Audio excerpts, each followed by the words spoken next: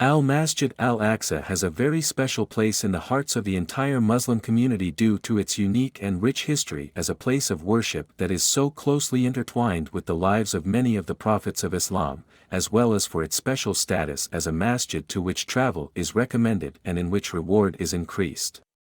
It is a special and blessed masjid of vast size comprising 144,000 square meters in size, covering approximately January 6th of the entire area of the Old City of Jerusalem, and with capacity to accommodate in the region of 500,000 worshippers. Masjid al-Aqsa was the first Qibla in Islam, and it has been a significant and important place of worship for the prophets of Islam. It was built 40 years after Masjid al-Haram in Mecca. There is a difference of opinion amongst scholars as to who exactly built Masjid al-Aqsa, with some scholars and historians asserting the view that Masjid al-Aqsa was built by Prophet Adam, and others opining that it was built by Prophet Ibrahim. It has also been rebuilt, renovated and expanded many times in the history of Islam. It was a well-known place of worship at the time of Prophet Ibrahim, and for his son Prophet Ishaq and grandson Prophet Yaqub, when Prophet Yaqub's son Prophet Yusuf, attained a position of power in Egypt, he asked his family to join him and escape the poverty that engulfed Palestine. Biblical sources claim this included his father Prophet Yaqub, and Prophet Yusuf's siblings and their children, Book of Genesis, and that there were 33 in all, Allahu Alam. At this point, as there was no one left amongst Prophet Yaqub's progeny to look after Masjid al-Aqsa, which at the time had the name of Baitul, or House of God, care for this blessed place was entrusted to the native population of the land, who were also followers of Prophet Ibrahim, the Palestinians. The Israelites who voluntarily emigrated to Egypt seeking a better material life remained there for approximately 4 centuries and became slaves to the Egyptians. This slavery only ended when Prophet Musa freed them from Pharaoh under the command of Allah. However, the Israelites rejected the orders of Allah to return to Palestine and were thus commanded to live in and wander through the desert of Sinai for 40 years. This ended when a new generation was born, containing within it Prophet Daud, who led his generation of believers to Palestine. Prophet Daud established his kingdom in part of Palestine, and controlled Jerusalem. His son Prophet Suleiman rebuilt Masjid al-Aqsa with the help of the local indigenous population, and next to it he built the ruler's palace. After Prophet Suleiman's death, his 2 sons divided his kingdom amongst themselves, with each having its own capital. These kingdoms existed for a very short period of time, approximately 200 years, with the last king of Jerusalem in this dynasty being dethroned in 586–587 BC as he tried to resist the Babylonians, led by King Nebuchadnezzar, but failed due to a crippling siege that the Babylonians had placed on the city. The Persians overthrew the Babylonians, during which time efforts to rebuild Masjid al-Aqsa as a place of worship were renewed, but in the period thereafter ownership changed hands numerous times, and Masjid al-Aqsa was destroyed, rebuilt and then destroyed again within a century by the Romans in 70 AD after a revolt in the city. Masjid al-Aqsa had a very unique place in the life of Prophet Muhammad for many reasons. Firstly, as Masjid al-Aqsa was central to the lives of many of his fellow prophets with whom he shared an exceptional bond, as the Islam taught by Prophet Muhammad, peace be upon him, is a continuation, completion and perfection of the religion and message of monotheism preached by all the prophets of Allah, including Prophet Adam, Prophet Noah, Prophet Ibrahim, of whom Prophet Muhammad was a descendant through his son Ismail, Prophet Musa, Prophet Daud, Prophet Suleiman, to name a few. Masjid al-Aqsa also by definition had a central place in his life and heart. In addition to this, up until the 2nd year of Hijrah, 623–624 AD, the Prophet Muhammad turned and faced Masjid al-Aqsa as the direction for his prayers. In his lifetime though, the most memorable reason why Masjid al-Aqsa has such significance is because it was the place to which he traveled on the night of Isra, and it was the location from which he made his miraj to the heavens. In the books of Hadith, we learn that the Prophet went to visit the Kaaba at night, and fell asleep. The angel Gabriel, then awoke him and led him to a winged white beast named al-Buraq. It was on al-Buraq that the Prophet then made the journey to Jerusalem, a journey that would typically take 40 days, in just one momentous night. On reaching Jerusalem, the Prophet met and led all the previous prophets in prayer at the site of al-Masjid al-Aqsa, and then embarked on the Miraj to the heavens. The journey of Isra was such a momentous occasion that Allah revealed verses relating to this journey in the Holy Quran. Glorified be He, Allah, who did take His servant for a journey by night from al-Masjid al-Haram to al-Masjid al-Aqsa, whose precincts we did bless, in order that we might show him some of our signs. Verily He is the all-hearing, all-seeing. After the death of the Prophet Muhammad, the second Caliph of Islam, who was also a close companion of the Prophet Muhammad, Umar ibn al-Khattab, entered and mercifully liberated Jerusalem, accompanied by 40,000 Sahaba, on the invitation of the Christian leader at the time, without shedding blood and with the guarantee of protection for the lives, property, and places of worship of others within the city who wished to remain there. As Umar's personality and characteristics closely resembled and matched those of the liberator of Jerusalem foretold within scriptures, the people of the city were quick to embrace and accept his rule.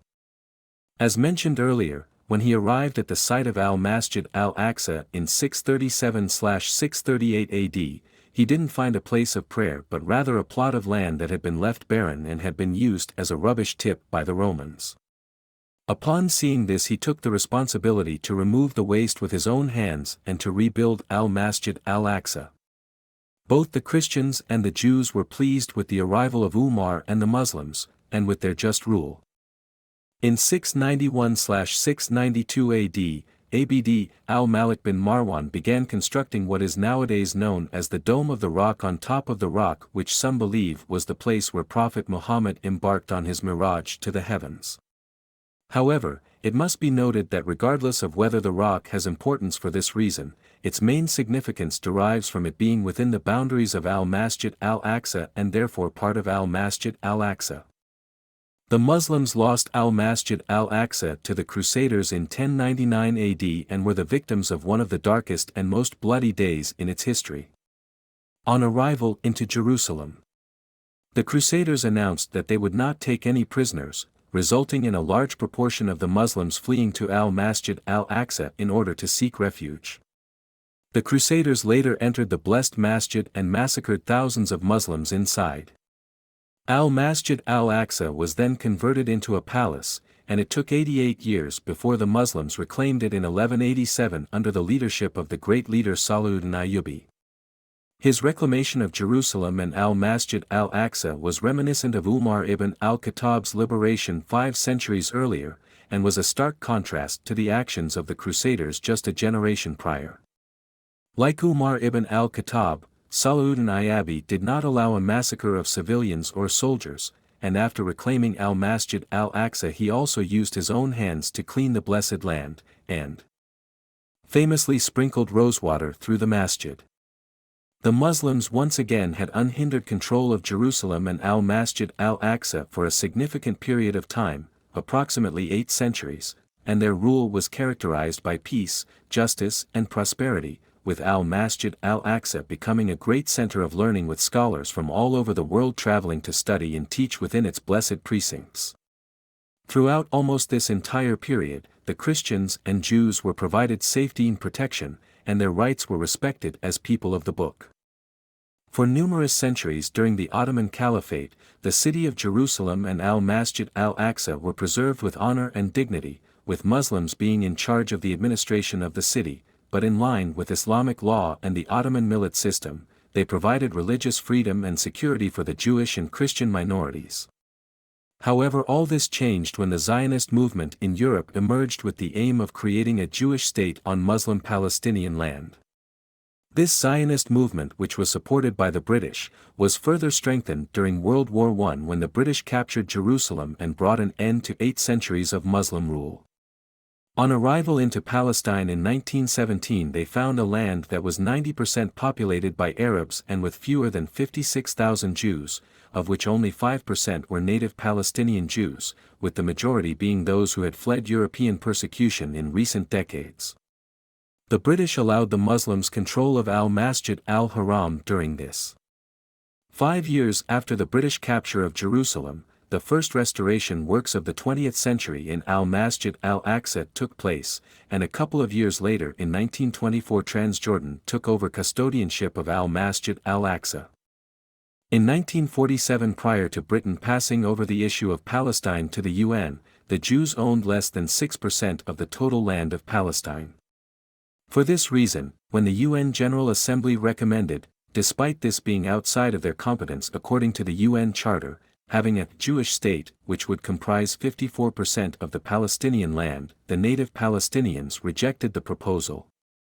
In 1948, after a war and numerous massacres and atrocities committed by the Zionists, the Jews established Israel on 78% of Palestinian land, and captured approximately 85% of Jerusalem. The Jordanian Arab Legion took control of the West Bank, including 11% of the eastern parts of Jerusalem, which encompassed the Old City and Masjid al-Aqsa. In 1967, following a further war, Israel illegally occupied East Jerusalem and claimed to unify Jerusalem as part of Israel. This move was, and is still, opposed and unrecognized by the international community. Following its capture of Jerusalem and the protests that followed, the Jewish authorities swiftly handed Masjid al-Aqsa back to Muslim control. Following attempts by prominent Israeli figures to establish Jewish prayers at Masjid al-Aqsa and subsequent protests, a law was passed prohibiting Jewish prayer on Masjid al-Aqsa. The decision also meant that Jews and foreign tourists could only enter Masjid al-Aqsa through the Maghribi Gate. However, since 1967, many Israeli authorities have passed rulings permitting Jews to offer worship on the site of Masjid al-Aqsa, and many organizations have been lobbying Israeli officials to start the process of rebuilding a Jewish place of worship on the sacred land of Masjid al-Aqsa. In 1969, a fire that was started by a Zionist extremist destroyed the mimbar that was installed by Salahuddin Ayyubi. The mimbar was considered one of the most beautiful in the world and was constructed with over 10,000 interlocking pieces of cedar and other wood, ivory and mother of pearl affixed without a drop of glue or a single nail. Most of the damage from the fire took over 20 years to repair, due to the Israelis not allowing suitable resources into Masjid al-Aqsa. In 1987, 4 Palestinian men were killed queuing at a checkpoint in Gaza, sparking the First Intifada. Intifada literally means shaking off, and is used to convey the meaning of setting Palestine and Masjid al-Aqsa free from Israeli oppression. In 2000, Ariel Sharon marched on Masjid al-Aqsa surrounded by over 1,000 security guards and police. This sparked the Second Palestinian Intifada. Following this visit, restrictions were placed on Palestinians wishing to pray at Masjid al-Aqsa, with Palestinian men, especially those between 18 to 50 years of age, facing bans from praying at certain times. These restrictions continue to this day. In March 2013, Jordanian King Abdullah II signed an agreement with the Palestinian Authority President Mahmoud Abbas, which maintained and reiterated the status quo that the King of Jordan is the official custodian of the holy sites in Jerusalem and that he has the right to exert all legal efforts to preserve them, especially Masjid al-Aqsa. In November 2013, a draft Israeli law was proposed in the Knesset, Israeli parliament, allowing Jews the right to pray on Masjid al-Aqsa. This development was the result of 40 years of intense lobbying by nationalists who wished to destroy Masjid al-Aqsa in its current form, and replace it with a Jewish place of worship.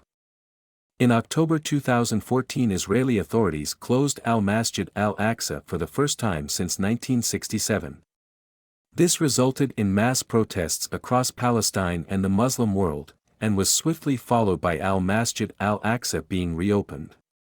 To summarize the present-day situation, Israel systematically denies access to Masjid al-Aqsa to most Palestinians, has permitted excavation works to be carried out under Masjid al-Aqsa damaging the foundations of Masjid al-Aqsa, and has permitted Jews to enter Masjid al-Aqsa during certain times on most days, despite this being contrary to traditional rabbinical law for fear of disrespecting such sacred land.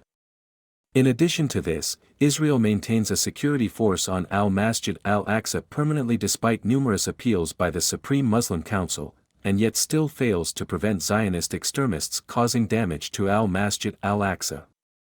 Interestingly, the UN Security Council has passed more than 20 resolutions condemning Israel's annexation of Old Jerusalem, and Israel has been the most frequently condemned state by the UN in its history. So please make your best effort to visit Masjid al-Aqsa and show that this place of worship is blessed and sacred for all Muslims.